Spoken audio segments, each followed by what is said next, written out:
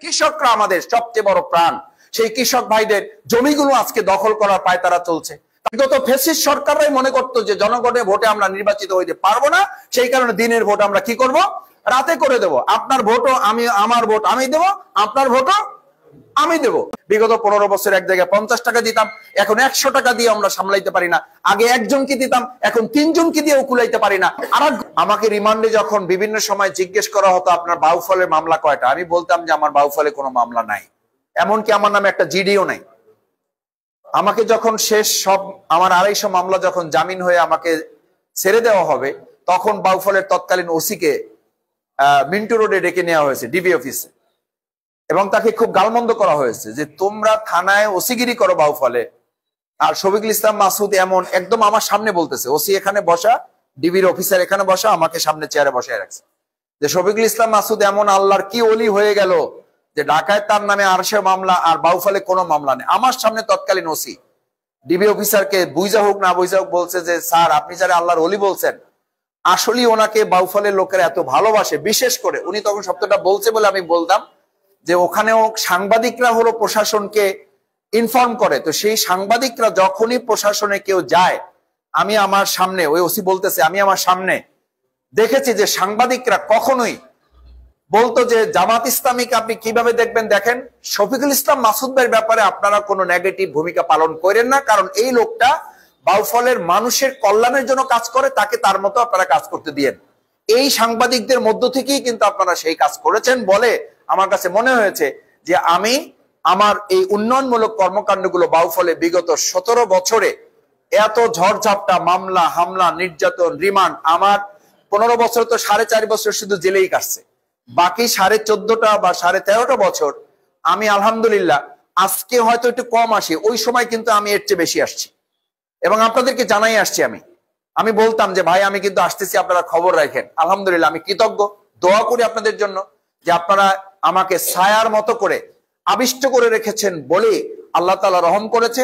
এবং বিগত 15 বছর আমার বাড়িতে বহুবার পুলিশ গেছে, আমি কিন্তু পুলিশের খবরও পাইছি, আপনারাও আমাকে জানাইছেন যে মাসুদ ভাই কই আছেন, পুলিশ কিন্তু বাড়িতে গেছে, যদিও আমি সেই সময় অন্য জায়গায়, কিন্তু আপনাদের পক্ষ থেকে আমাকে কিন্তু এই সহযোগিতাটুকু আপনারা করেছেন। আল্লাহ তাআলা আপনাদের উত্তম যা দান করুন। আপনারা আমাকে সহযোগিতা করেছেন, আল্লাহ তাআলা দুনিয়া এবং পরকালে যেন আল্লাহ তাআলা আপনাদেরকে সাহায্য করেন।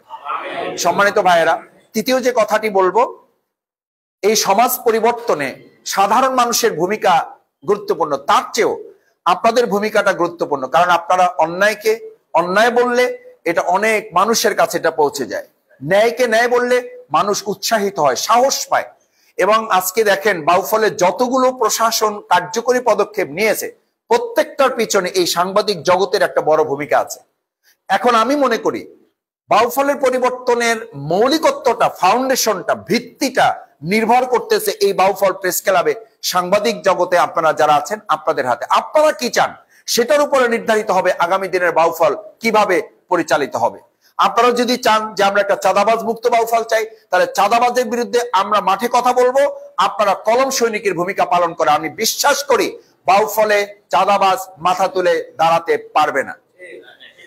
তার সাথে আমি রাজনৈতিক দলগুলো যারা আছে, সাংবাদিক ভাইরা চাইলেও রাজনৈতিক দলগুলো যদি আমরা তাদেরকে সহযোগিতা না করি, আমরা যদি আমাদের মতো করে আবার বিগত দিনের মতো ফ্যাসিস্টদের মতো করে, দখলদারদের মতো করে, চাঁদাবাজদের মতো করে, আবার সেই সন্ত্রাসীদের মতো করে, আবার যদি আমরা আমাদের কিছু কর্মীদের দ্বারা আবিষ্ট হয়ে যাই, আবার যদি আমরা অনৈতিক কিছু কর্মীদের দ্বারা নিজেদেরকে ব্যারিকেড করে ফেলি যে না ভাই কিছু করার নাই, কি করব, আসলে নিয়ন্ত্রণ করতে পারি না, এই দায়বদ্ধতাটুকু নিয়ে আসলে আমাদের রাজনীতি করে আমরা 4.5 লক্ষ মানুষের অধিকার আমরা তাদের হাতে ফিরিয়ে দিতে পারবো না। আমি রাজনৈতিক দলের কাছেও বাউফলে আমি বলি যে বাউফলে যারা রাজনীতি করেন, রাজনীতির ঊর্ধ্বে বাউফলটাকে একটু আমরা যেন ভাবতে পারি। আমরা আমাদের শুধু দলের কর্মীর কথা ভাবলে হবে না, আমাকে ভাবতে হবে এখানকার 4.5 লক্ষ মানুষ কিভাবে ভালো থাকতে পারে। সেই চিন্তাটা করলেই কেবল প্রকৃত রাজনীতি আমরা উপহার দিতে পারবো ইনশাআল্লাহ। সম্মানিত সাংবাদিক বন্ধুগণ, আমি চতুর্থে যে কথাটা বলে শেষের দিকে যেতে চাই, আপনারা জানেন যে আমাদের এই প্রিয় বাউফলে যদি আমরা একটা ঐক্যবদ্ধ বাউফল করতে চাই, তাহলে আগে সাংবাদিক জগতে আপনারা যারা আছেন যে ঐক্যবদ্ধ ভূমিকা আপনারা পালন করছেন, এটাকে আরো ঐক্যবদ্ধ এবং সিমেন্টারি করে একটা মজবুত সীসাওয়ালা প্রাচীর করে, কিছু ভুল বুঝাবুঝি, কিছু দৃষ্টিভঙ্গির মতপার্থক্য এগুলো সব সময় থাকে, এগুলো নিয়েই আমাদেরকে কাজ করতে হয়। আমি সব সময় আমার হাতটা আমার সামনে রাখি। আমাকে অনেকে অনেক কথা বলেন, মাসুদ ভাই আপনার ডানে অমুকে বসা ছিল, লোক কিন্তু আপনার না। আপনার সামনে কিন্তু একজন ছিল, লোক কিন্তু আপনার না। বামে কিন্তু একজন বসা ছিল, লোক কিন্তু আপনার না। আমি তখন বলি, ভাই আমার হাতটা এই যে মোবাইলে একটু দেখেন, ভিডিও কল দিয়ে অনেক সময়, হাতটা একটু দেখেন। হাত দেখে কি করবো মাসুদ ভাই? আমি বললাম দেখেন, একটা একটু বুড়া প্রকৃতির, মানে একটু বৃদ্ধ হয়ে গেছে, একটা একটু চিকন প্রকৃতির, কি করবেন এখন? এই চিকনটা কি কাইটা ফালাই দেবেন? বলেন না, কাটা যাবে না। তা আমি বুড়াটারে ফালাই দেবেন, কি করবেন এখন? ফালাই তো দিয়ে পারবেন না, তো অসুন্দর দেখা যাবে। এখন একটু বেশি মাথা উঁচা করে ফেলছেন, কি করবেন? একটু মাথা উঁচা তো হয়ে গেছে, এটা লম্বা তো একটু হয়ে গেছে, লম্বা হয়ে গেছে, ওরে ইসাইপেদিরা খাটো বানাই দিতে পারবেন? ও তো লম্বা হয়ে গেছে, যোগ্যতা আছে বলে হয়েছে। এখন পাশেরটা যদি মনে করে আপনি লম্বা হইলেন কেন, তাহলে আমার বাদ দিয়ে দেন, আমি চলে গেলাম। এইটা দেখে যদি কেউ মনে করে যে আমার 5টা আঙ্গুল যদি সব সমান হইতো তাহলে আমার জন্য কত সুন্দর হইতো।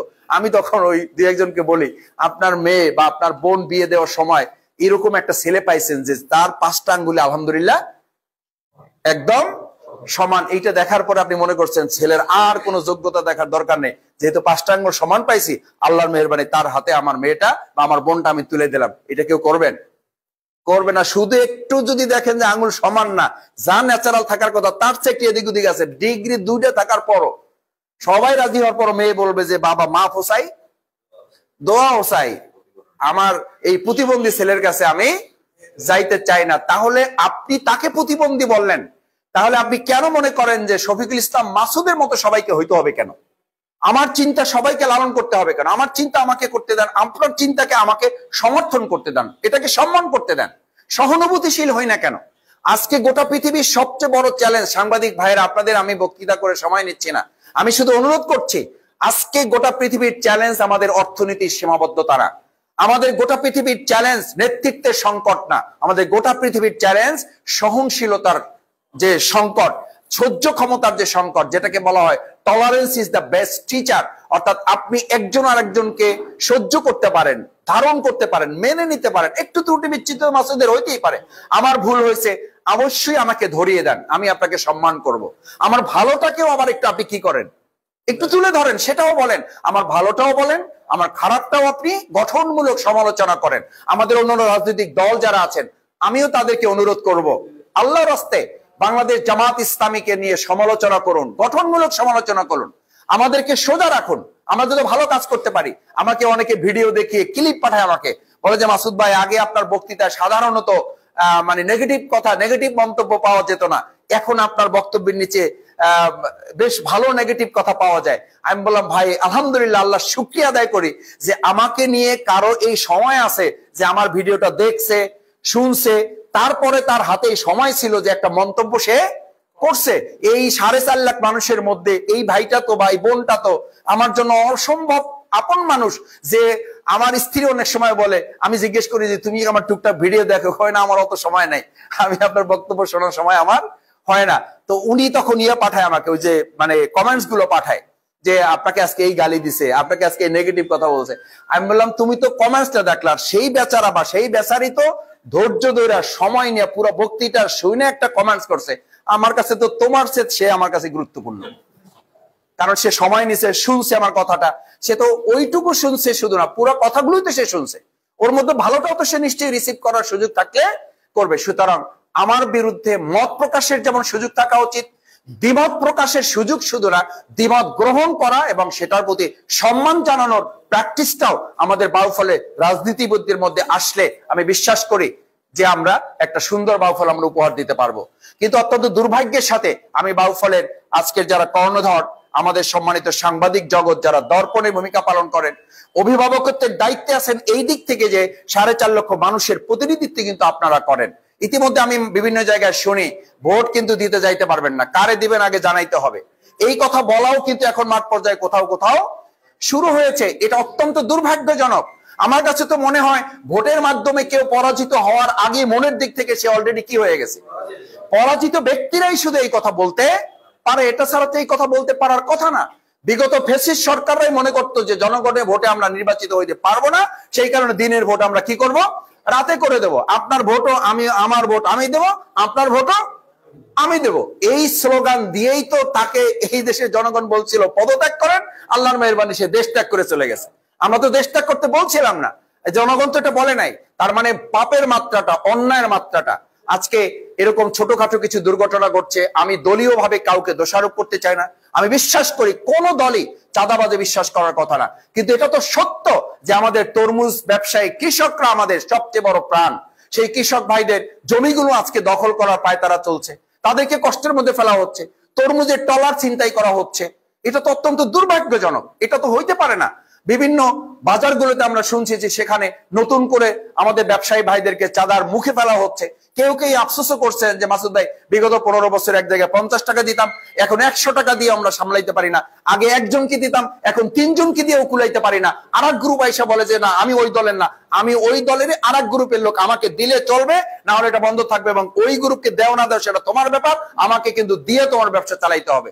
আপনারা বলেন ভাই, এই যে যদি জামাত ইসলামী না, মাসুদ শফিকুল ইসলাম মাসুদও যদি করে, এটাকে আমরা কেউ সমর্থন করি? এটা সমর্থন করা উচিত? ভাই এটা পরিষ্কার ইসলামের বিধানে হারাম করা হয়েছে।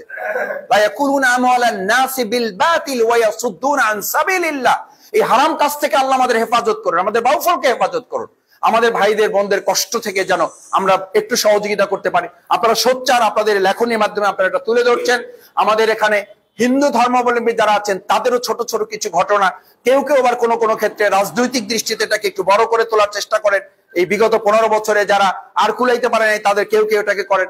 আমরা আলহামদুলিল্লাহ আমার হিন্দু কমিউনিটির ভাইরা যারা আছেন, আমি তাদের প্রতি সব সময় চেষ্টা করি আমাদের প্রিয় বাউফলটাকে একটা পরিবারভুক্ত করে আমরা সবাই সামনের দিকে এগিয়ে যাওয়া। সেই জায়গায় আসুন, পবিত্র মাহে রমাদান সংযমের মাস, আমরা যেন সংযমটাকে আগামী দিনে ধারণ করে একটা সুষ্ঠু অংশগ্রহণমূলক নির্বাচনের জন্য বর্তমান অন্তর্বর্তীকালীন সরকার যে প্রচেষ্টা চালাচ্ছে, নাগরিক হিসেবে আমরা সহযোগী না হলে, নাগরিক হিসেবে আমরা সচেতন না হলে, শুধু সরকার, শুধু আইন শৃঙ্খলা রক্ষাকারী বাহিনী সিদ্ধান্ত নিয়ে জনগণের সহায়তা না পেলে, রাজনৈতিক দলগুলোর সহযোগিতা না পেলে কোনো সিদ্ধান্তই বাংলাদেশে বাস্তবায়ন করা খুব সহজ নয়। সেজন্য আপনাদের সকলকে আন্তরিক ধন্যবাদ জানাচ্ছি, কৃতজ্ঞতা জানাচ্ছি। সাংবাদিকদের মধ্য থেকে কিছু পরামর্শ দেওয়া হয়েছে, আমি আপনাদের কথা শুনে বলছি। সেক্রেটারি সাহেবের পক্ষ থেকে মাসুদ ভাইকে স্মরণ করানো হয়েছে, আর সেক্রেটারি সাহেবকে স্মরণ করাইয়া বলছি যে আমি এখানে বসেই প্রথম জলিল ভাইকে জিজ্ঞেস করছি যে ভাই, প্রেস ক্লাবে আপাতত সমস্যাগুলো কি কি আমি জানার চেষ্টা করেছি। আপাতত দৃষ্টিতে আমার কাছে মনে হয়েছে যে আমি এই টেবিলটা লিখতেছি আর নড়তেছে, তো জলিল ভাই বলে যে ভাই এই টেবিলও আমাদের না, এটাও বাইরে থেকে এক জায়গা থেকে আমরা ধার করে নিয়ে আসছি। তো আমার কাছে ভালো লাগে না এটা যে আমার বাউফল, এটা আমার আপনাদের প্রেস ক্লাব, কিন্তু বাউফলটা তো আমাদের। তো সেক্রেটারি জসিম সাহেব বলছেন যে এই বাউফলের মধ্যেই তো প্রেস ক্লাব, তো বাউফলের উন্নয়ন হলে প্রেস ক্লাবের উন্নয়ন হবে না কেন? আমি আপনাদের আশ্বস্ত করছি যে আমি খুব কম সময়ের মধ্যে, আমি ব্যক্তিগতভাবে আমার যতটুকু আল্লাহ সামর্থ্য দিয়েছেন, আমি আপনাদের এখানে ডেকোরেশনের যতটুকু কাজ করে দিলে আপনারা একটু স্বাচ্ছন্দ্যে কাজটা করতে পারবেন। আমি কম সময়ের মধ্যে, ঈদের আগেই যদি পারি, আমি ডেকোরেশনের কাজটুকু ইনশাআল্লাহ আপনাদের সাথে, একজন আপনাদের ভাই হিসাবে, এটার সাথে রাজনীতি, এটার সাথে নির্বাচনের কোনো সম্পর্ক না, এগুলো মাথায় নেবেন না ভাই। আমি অনেক সময় বলি, হাসতে হাসতে বলি, আমার বহু ভিডিও আছে যে আমাকে আপনি কি এমপি বানাবেন? আমি তো প্রেসিডেন্ট ছিলাম এবং মেধাবী ছাত্র সংগঠনের প্রেসিডেন্ট ছিলাম, এবং সেই টার্মে যখন আমাদের জোট ক্ষমতায় আমরা, তো ওই সময় প্রেসিডেন্ট মানে এটা তো মিনিস্ট্রির মর্যাদায় ছিল। আমরা তো তখন আমাদের এই দেশনেত্রী বেগম খালেদা জিয়ার সাথে একদম পাশে বসে আমরা মিটিং করেছি, দেশের কল্যাণে কাজ করেছি। জনাব তারেক রহমানের সাথে আমার বহু মিটিং আছে, বহু কথা উনি তখন বলেছেন। আমি শিবিরের কেন্দ্রীয় সভাপতি থাকা অবস্থায় না, যখন রাজশাহী বিশ্ববিদ্যালয়ে আমি সভাপতি, সালকে বলি এটা বলে আবার যদি মনে করেন যে তাহলে মাসুদ ভাই আর কি, তাহলে আল্লাহ ভরসা, অন্য লোকদেরকে দেখি আমরা। এটা আমি বলেছি যে একটা মসজিদের উদাহরণ দিই, বগার একটা মসজিদ আমি তখন করার জন্য উদ্যোগ নিলাম। আজকেও একটু আগে আমি শুনলাম যে ইমাম সাহেব কোনো কারণে আমার সাথে কথা বলতে যাচ্ছেন, আমি বলছি যে আমি ওনার সাথে কথা বলবো। সেই মসজিদটা করার জন্য তৎকালীন সময়ের সমস্ত কাগজ আমি শেষ করলাম, করে শুধুমাত্র আমি সালটা বলছি না, সব শেষ করেছি। শুধুমাত্র আমাকে মন্ত্রণালয় থেকে বলা হলো যে সংসদ সদস্যের একটা লাগে, ডিউ লেটার লাগে। মানে আমি বলছি যে এই কারণে নেতাবার তো হইতে হয়, না হলে মানে মাসুদ হিসাবে অনেক কাজ করা যায়, সব কাজ করা যায় না যদি হাতে কি না থাকে, পাওয়ার না থাকে, হাতে যদি আপনার ক্যাপাসিটি না থাকে। ওই জায়গায় যদি মনে করে, ওই কারণে আমি বলি যে ওই কারণে যদি বাউফলবাসী মনে করে যে আব্দুর রহিম, আব্দুল করিম, আব্দুল সত্তার, শফিকুল ইসলাম মাসুদকে ওই জায়গায় পৌঁছানো দরকার, সে দায়িত্ব আল্লাহ তাআলাই কবুল করবেন, আর জনগণ চাইলে সেটা হবে। সেই জায়গায় আমি শুধুমাত্র, উনি বললেন যে এইটা শফিকুল ইসলাম মাসুদের নামে হবে, অর্থাৎ সে করতেছে, এইটা হইতে পারে না, এটা আমি করে দেব, সেই কাজ কিন্তু আজ পর্যন্ত আর হয় নাই, অথচ জাস্ট ওনার শুধু ডিউলেটরটা পেলে ওই মসজিদটা শুধু মসজিদ না, একটা কমপ্লেক্স হতো। কমপ্লেক্স মানে একটা প্রতিষ্ঠান, বিদেশি একটা সংস্থা অনেক ভালো একটা মসজিদ করে দেওয়ার জন্য সিদ্ধান্ত দিয়েছিল আমাকে, যে মাসুদের শুধু আমাদের নিয়ম অনুযায়ী ওখানকার সংসদ সদস্যের একটা। এই কারণে বলছি যে ব্যক্তি হিসাবে অনেক কিছু করা যায়, আর হাতে যদি সুযোগ থাকে তাহলে সবকিছু করা যায়। এটা এখন বাউফলবাসীর সিদ্ধান্ত। আমি বাউফলবাসীর কাছে ছেড়ে দিলাম, শফিকুল ইসলাম মাসুদকে দিয়ে কিছু করাবেন নাকি অনেক কিছু করাবেন, নাকি সবকিছু যতটুকু পাওয়ারে কুলায় সেইটুকু করাবেন, সেটা বাউফলবাসী যথাসময় যথার্থ সিদ্ধান্ত নেবে বলে বাউফলবাসীর প্রতি আমার আস্থা রয়েছে। সেই সিদ্ধান্ত তারা নেবেন। আমি আমার সম্মানিত সাংবাদিকদের অনুরোধ করব, আসুন আমাদের এই প্রেস ক্লাব সংক্রান্ত যে কোনো বিষয়, আজকে শুধু ফার্নিচারের কথাটুকু বললাম, আর আপনারা না চাইলেও আমার একটা ইচ্ছা আছে, সাংবাদিকদের তো আপনাদের লেখা আমরা পড়ি, কিন্তু আপনারা কি পড়েন? আমরা ঢাকায় এটা মজা, সাংবাদিকদের সাথে প্রেস ক্লাবে যখন, জাতীয় প্রেস ক্লাবে যখন, সাংবাদিকদের শুধু বিনয়ের সাথে একটা অনুরোধ করব যে আপনাদের পড়াশোনাটা আমাদেরও বাড়াইতে হবে। আপনাদের তার চেয়ে বেশি বাড়াইতে পারলে জাতিকে আরো ভালো কিছু আপনারা দিতে পারবেন। সেই লক্ষ্যে আমি আমার ব্যক্তিগত পক্ষ থেকে আমি এখানে ছোটখাটো যতটুকু সম্ভব একটা লাইব্রেরি আমি করে দেবো ইনশাল্লাহ, যেটার মাধ্যমে আপনারা পড়াশোনা করে আমাদের প্রিয় বাউফলটাকে আপনারা প্রেজেন্ট করতে পারবেন, রিপ্রেজেন্টেটিভ করতে পারবেন। আপনারা যেন এটাকে বাংলাদেশের মানচিত্রে যেন মনে করে যে আলহামদুলিল্লাহ বাউফলটাকে আমরা তুলে ধরতে পারছি। আমি আপনাদের সবাইকে আন্তরিক ধন্যবাদ, কৃতজ্ঞতা জানিয়ে, আপনারা অনেক সময় দিয়েছেন এবং এত সংখ্যক সাংবাদিকরা উপস্থিত হবেন, সত্যি আমি নিজেরও এটা ধারণা ছিল না।